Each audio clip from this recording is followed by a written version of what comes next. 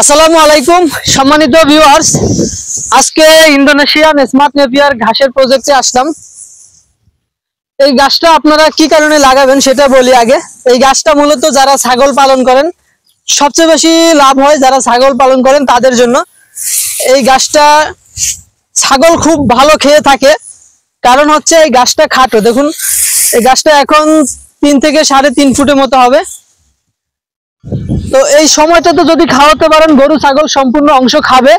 আপনার 4 ফিট পর্যন্ত গরু ছাগলকে খাওয়ানো যায়। এর বেশি যখন বড় করবেন তখন আপনার এটা কাটিং হয়ে যায় নিচ থেকে, তখন আবার গরু খেতে পারে, তখন আবার ছাগল খেতে পারে না।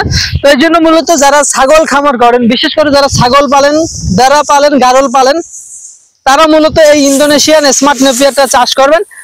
আর এর পাশাপাশি যারা গাভী পালন করেন তাদের জন্য এই গাছটা ভালো, কারণ এই গাছটাতে 22 থেকে 25% প্রোটিন আছে, যার কারণে অন্যান্য ঘাসের থেকে এই গাছটা খাওয়ালে আপনার দুধের পরিমাণটা বেড়ে যায়।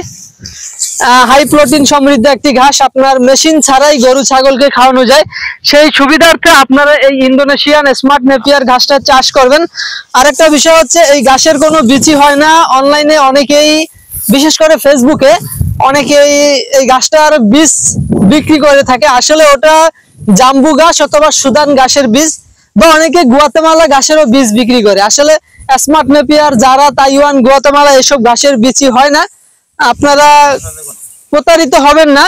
আপনারা এইসব ঘাসের কাটিংটা হয়ে থাকে, কাটিংটা রোপণ করবেন। বিশেষ করে গুয়াতেমালা ঘাসের কাটিং এর দাম একটু বেশি থাকে, তো সেই হিসেবে আপনার ওই সরগম সুদান ঘাসের বীজ দিয়ে গুয়াতেমালা ঘাসের কাটিং বিক্রি করে। এসব প্রতারিত ফেসবুকে বেশি দেখা যায় বিচিগুলা। আপনার শুধু বিচি হয় ঘাসের সরগম সুদান ঘাস, আর এই গাছটারই শুধু বিচি হয়ে থাকে, এছাড়া অন্য কোনো ঘাসের বিচি হয় না। আর এইগুলো যেগুলো দেখতে পাচ্ছেন স্মার্ট নেপিয়ার বা উঁচু জমির যেই ঘাসগুলো, এগুলো সম্পূর্ণ কাটিং হয়ে থাকে। আর আমি দেখাই কাটিং কিরকম হয়। এই যে দেখুন, এই গাছটার কিন্তু কোনো ফুলও হয় না বা বিচি হওয়ার কোনো সিস্টেম নাই এই গাছটায়। এটা মূলত কাটিং রোপণ করতে হয়। কাটিংটা হচ্ছে যে নিচের শক্ত কাঠিটা, যেটা শিকড় সহ দেখতে পাচ্ছেন, এই যে এটা হচ্ছে একটা কাটিং। এরকম একটা কাটিং রোপণ করলে এরকম একটা ছোপা হবে। আপনার প্রথমবার রোপণ করলে 40 থেকে 50টা হয়, তারপর আস্তে আস্তে বাড়ে। আমার এমন ভিডিও আছে, একটা কাটিং থেকে 90টা পর্যন্ত হয়ে থাকে। আর আপনার পাতা তো দেখতে পাচ্ছেন, প্রচুর পরিমাণ পাতা। ইন্দোনেশিয়ান স্মার্ট নেপিয়ার পাতা 2-5 থেকে পাতা হয় এবং প্রচুর পরিমাণে পাতা হয়ে থাকে।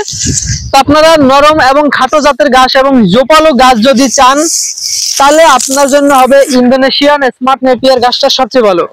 আর যদি আপনার ষাঁড় গরু থাকে, সেক্ষেত্রে জারা-1 তাইওয়ান হাইব্রিড, পাশাপাশি গুয়াতেমালা হাইব্রিড, এই ঘাসগুলো লাগাতে পারেন। এগুলোরও কাটিং আমাদের কাছে অ্যাভেলেবেল আছে। আমরা সারা বাংলাদেশে কুরিয়ারের মাধ্যমে এইসব ঘাসের কাটিং ডেলিভারি দিয়ে থাকি।